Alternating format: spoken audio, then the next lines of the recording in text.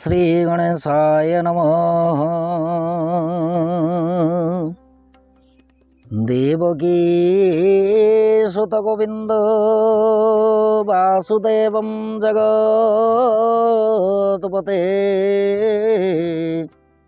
देहि मे तनयं कृष्णं त्वामहं शरणागतम्। शरणागत दिनार्तो परित्राय परायणे सर्वस्वार्थी हरिदेवी भगवती गो नारायणी नमो नमः। नमो भगवती शरणम। दर्शक बंधु पुणी थरे उपस्थित आज आपण मानक प्रश्न को लेकिन दी जन दर्शिका प्रश्न अच्छी जहाँकि दीर्घ दिन मो पाखरे यही प्रश्नटी गच्छित अवस्था थिला। समयर अभाव हेतु प्रश्नर उत्तर मु रखिपार नी। जो दीटी दर्शिका प्रश्न रखिंट प्रश्नटी गोटे प्रकार। प्रथम प्रश्न बंध्या दोष निवारण पाई ज्योतिष शास्त्र सरल उपाय कहे। द्वितीय प्रश्न जदि बारंबार मृतवस्था दोष जन्मजात कर देखा जाए एवं जन्म जातिका जदि संतान जन्म कर सारा पर से संतानटी मृत्युवरण करे बारंबार एपरी घटिले केउं प्रकार प्रतिकार करिकी सुसंतान प्राप्ति करि परिबे जहाँकि समस्तंक पाई मंगलर कारण हेबो। दयाकरी यही विषय वस्तु उपरे मार्गदर्शन करिवे। दर्शक बंधु आपण मानक प्रश्न प्रति समस्तंक मनरे श्रद्धा एवं रुचि रहिबो जहाँकि आपण माने सार्वभौमिक प्रश्न पचारि। यही प्रश्नटीर आद्य एवं अंत केउठु आरंभ हेबो एवं केउठारे समाप्ति घटिबो ताहा स्वयं ब्रह्मा मध्य कहि पारंतिनि। जहाँकि जन्म मृत्युर निर्णय विशासय परमाय ब्रह्मा तो समस्तंक कपाଳରେ लिखि जंती, किंतु मनुष्य निजर कर्म अनुଯାୟୀ फल भोग करिकी अल्प दिन मृत्युवरण करे।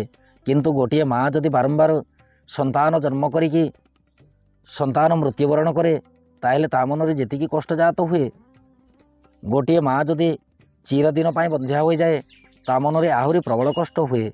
किंतु दर्शक बंधु यही दुईटी कष्ट को एकत्रित कर देकी जदि आमे अनुमान करिबा गोटे माँर जदि 5टी झील अछंती एवं गोटे पुओ नाही ताहले ता मनरे आहुरी भारी कष्ट रही थाए। एणुकरी यही समस्त समस्यार निवारण करिबा पाई आज्ञा मानकर प्रश्न अछि। यही समस्त समस्यार निवारण करिबा पाई ज्योतिष शास्त्र विधि विधान जहाँ कि मु जानी उक्त विषय वस्तु पर परिचित हेबा। यही विषय वस्तुटी ध्रुव सत्य एवं प्रत्यक्ष परीक्षित जहाँकि अनेक थर मु लोकं को यही उपाय देकी एथिर शुभफल प्राप्ति करिवार सूचना मध्य पाइछि। दर्शक बंधु विवाह हेबार 4-5 वर्ष बीतीगले मध्य जदि कौनसी संतान नहेले सेठी नारीर मानसिक एवं शारीरिक स्थिति आदि ठीक रही न थाए। परिवार से जड़े अवांछित व्यक्ति रूपे परिचित हो जाए। स्वामी ठारू सहानुभूति पाए ना। परिवार रे सासु ससुर और ननंद माने निज पुओ बा भाई को द्वितीय विवाह करने को प्रवर्ताई थांती। सामाजिक स्तर में बंध्या नारीर मुख दर्शन कले अशुभ बोलिकी लोकलोचन कहती, जहाँकि कौन से बंध्या नारीर मुख जदि दर्शन करती ताहा शुभरे गण्य हो न थाए।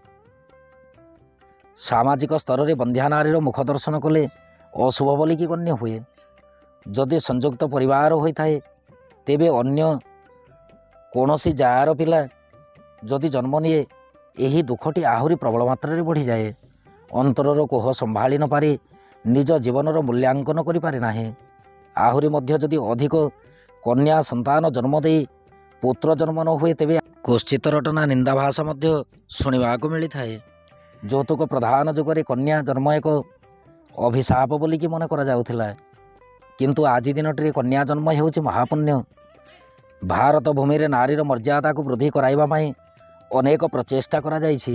ଶାସ୍ତ୍ର ମଧ୍ୟ ଉଚ୍ଚ ସ୍ୱରରେ କହି ଚାଲିଛି, ଯତ୍ର ନାରୀ ସୁପୂଜ୍ୟନ୍ତେ ରମନ୍ତେ ତତ୍ର ଦେବତା। କିନ୍ତୁ ନାରୀ ତ ପୂଜା ପାଉନାହିଁ, ବରଂ କାମନା ବାସନାର ଶିକାର ହୋଇ ଦୁଃଖରେ କାଳାତିପାତ କରୁ। ଦର୍ଶକ ବନ୍ଧୁ, ସହଧର୍ମିଣୀ ନ ହୋଇ ନାରୀ ଶଯ୍ୟା ସଙ୍ଗିନୀ ରୂପରେ ଦେଖା ଦେଇଛି। ନାରୀ ଜାତିର ଉନ୍ନତି ନିମନ୍ତେ ଗୋଟିଏ ଦିଗରେ ବିଭିନ୍ନ ପ୍ରଚେଷ୍ଟା ଚାଲିଥିବା ବେଳେ ଅନ୍ୟ ପକ୍ଷରେ ନାରୀ ଜାତିର ପରିସଂଖ୍ୟାନ କମାଇବା ପାଇଁ ଗର୍ଭରେ ଲିଙ୍ଗ ନିରୂପଣ କରାଯାଉଛି। ଗର୍ଭରେ ଲିଙ୍ଗ ନିରୂପଣ କରାଇ କନ୍ୟା ଭ୍ରୂଣକୁ ହତ୍ୟା ମଧ୍ୟ କରାଯାଉଛି। ଏହି ପରସ୍ପର ବିରୋଧାଭାସରୁ ପ୍ରମାଣିତ ହୁଏ, ଯାହାକି ମୁଁ ନିଜେ ଚିନ୍ତା କରେ ଗୋଟିଏ ପକ୍ଷରେ ନାରୀର ଜୟଗାନ ଏବଂ ଅନ୍ୟ ପକ୍ଷରେ ଜୀବନ ନାଶ ଏବଂ ଧନ୍ୟ ସମାଜ। ଅବଶ୍ୟ କନ୍ୟା ଭ୍ରୂଣ ହତ୍ୟା ଦିଗରେ କଠୋର ପଦକ୍ଷେପ ଗ୍ରହଣ କରାଯାଇଛି, କିନ୍ତୁ ଜନ ସଚେତନ ନହେଲେ ନାରୀ ପୁରୁଷ ଭିନ୍ନ ନୁହେଁ। ଏହି ଚେତନା ଜନସମାଜରେ ଜାଗ୍ରତ ନ ହେବା ପର୍ଯ୍ୟନ୍ତ କନ୍ୟା ଭ୍ରୂଣ ହତ୍ୟା ଆଦୌ କେବେ ବି ବନ୍ଦ ହେବା ସମ୍ଭବ ନୁହେଁ। ତେଣୁ ବନ୍ଧ୍ୟା ନାରୀ ହେଉ ବା କେବଳ କନ୍ୟା ସନ୍ତାନର ଜନନୀ ହେଉ, ସେମାନେ ଯେ କେତେ ଅନ୍ତର୍ଦାହ ଭିତରେ କାଳ କାଟୁଛନ୍ତି ତାହା କେବଳ ଅନୁଭବୀ ହିଁ ଜାଣିପାରେ। ଦର୍ଶକ ବନ୍ଧୁ, ଶାସ୍ତ୍ର କହେ ପାଠ ପଢ଼ିବାର ଯେଉଁ ବ୍ୟବସ୍ଥା ବାଞ୍ଝକି ଜାଣିବ ପ୍ରସବ କଥା। ବିଶେଷ କରି ଗୋଟିଏ ବନ୍ଧ୍ୟା ନାରୀ ଗୋଟିଏ ପୁତ୍ର ଜନ୍ମ କଲେ କେତେ କଷ୍ଟ ଅନୁଭବ କରେ ସିଏ ତ ଜାଣିନଥାଏ, କିନ୍ତୁ ଲୋକଙ୍କର ଗଞ୍ଜଣା ଏତିକି ସହିବାକୁ ତାକୁ ପଡ଼େ। ସିଏ ନିଜେ ଅନୁଭବ କରେ ନିଜେ ଜୀବିତ ଅବସ୍ଥାରେ ରହିବା ଅପେକ୍ଷା ମରିଯିବା ଭଲ। କିନ୍ତୁ ଏହାକୁ ଏକ ସାମାଜିକ ଏବଂ ପାରିବାରିକ ସମସ୍ୟା ଭାବେ ଏହାର ନିରାକରଣ ନିମନ୍ତେ କେତେକ ଉପାୟ ମଧ୍ୟ ଶାସ୍ତ୍ରମାନଙ୍କରେ ଦେଖିବାକୁ ମିଳେ, ଯାହାକୁ ପ୍ରୟୋଗ କରି ବନ୍ଧ୍ୟା ସ୍ତ୍ରୀମାନେ ପୁତ୍ରବତୀ ଏବଂ କେବଳ କନ୍ୟା ସନ୍ତାନ ଜନ୍ମ କରିଥିବା ସ୍ତ୍ରୀମାନେ ପୁତ୍ର ଲାଭ କରିପାରିବେ। ଦର୍ଶକ ବନ୍ଧୁ, ଏହି ଉପାୟଟିକୁ ଶ୍ରଦ୍ଧା ଏବଂ ଭକ୍ତିପୂର୍ବକ କରିବେ। ମୁଁ ଏତିକି ବି ଆପଣଙ୍କୁ ଗ୍ୟାରେଣ୍ଟି ଦେଇକି କହୁଛି, ନିଶ୍ଚିତରୁ ନିଶ୍ଚିତ ଭାବେ ଆପଣ ସୁନିଶ୍ଚିତ ଫଳପ୍ରାପ୍ତି କରିବେ। ଯେକୌଣସି ଶୁକ୍ଳପକ୍ଷ ପଞ୍ଚମୀ ତିଥିରେ ଶୁଦ୍ଧ ସ୍ନାନ ପରେ ଏକ କାଠ ପଟା ବା ପିଢ଼ା ପକାଇ ଶ୍ରଦ୍ଧା ଭାବରେ ହଳଦୀ ଗୁଣ୍ଡ ଏବଂ ଅଟା ଗୋଳାଇ 7ଟି ନାଗ ପ୍ରତିମା ତିଆରି କରିବେ। ତିଆରି କରିକି ନାଗ ପ୍ରତିମାମାନଙ୍କୁ କାଠ ପଟା ଉପରେ ରଖିବେ। ନାଗ ଥୋଇବା ପୂର୍ବରୁ ପଟା ଉପରେ ହଳଦୀ ରଙ୍ଗର କପଡ଼ା ଖଣ୍ଡେ ବିଛାଇକି ରଖିଥିବେ।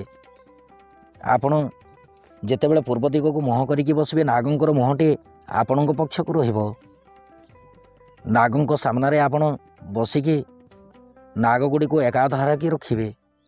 ତାପରେ ଧୂପ ଦୀପ ଜଳାଇ ଫୁଲଟିଏ ନେଇ ପାଣିରେ ବୁଡ଼ାଇ ନାଗମାନଙ୍କ ଉପରେ ସିଞ୍ଚନ କରିବେ।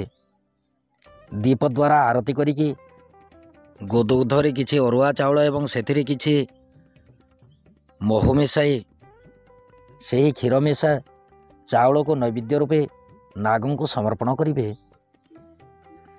ଏହି ଅନୁଷ୍ଠାନ ପାଳନ ଦିନ ଯେକୌଣସି ନାରୀ ହଳଦୀ ରଙ୍ଗର ରେଶମୀ ବସ୍ତ୍ର ପରିଧାନ କରିକି କରିପାରିବେ। ସକାଳ ପୂଜା ପରେ ସନ୍ଧ୍ୟାବେଳକୁ ପୁଣି ନାଗମାନଙ୍କୁ ପୂର୍ବ ପରି ପୂଜା ଏବଂ ନୈବେଦ୍ୟ ଦେଇ ଗୋଟିଏ ଥାଳିରେ ଏକତ୍ରୀକରଣ ଅବସ୍ଥାରେ ରଖିବେ।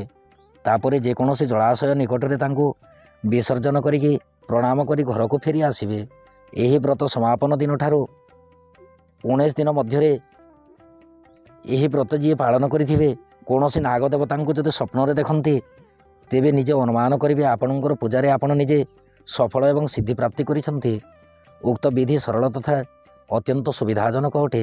ଦର୍ଶକ ବନ୍ଧୁ, ଏହି ବିଧାନ ଉପରେ ଏତିକି ମୋର ଦୃଢ଼ ବିଶ୍ୱାସ ଅଛି, ଯାହାକି ଆପଣ ଏହି ବିଧାନଟି କରିକି ନିଶ୍ଚିତରୁ ନିଶ୍ଚିତ ରୂପେ ସନ୍ତାନ ପ୍ରାପ୍ତି କରିପାରିବେ, ଯାହାକି ମୋର ନିଜସ୍ୱ ମତ ଏବଂ ନିବିଡ଼ ବିଶ୍ୱାସ।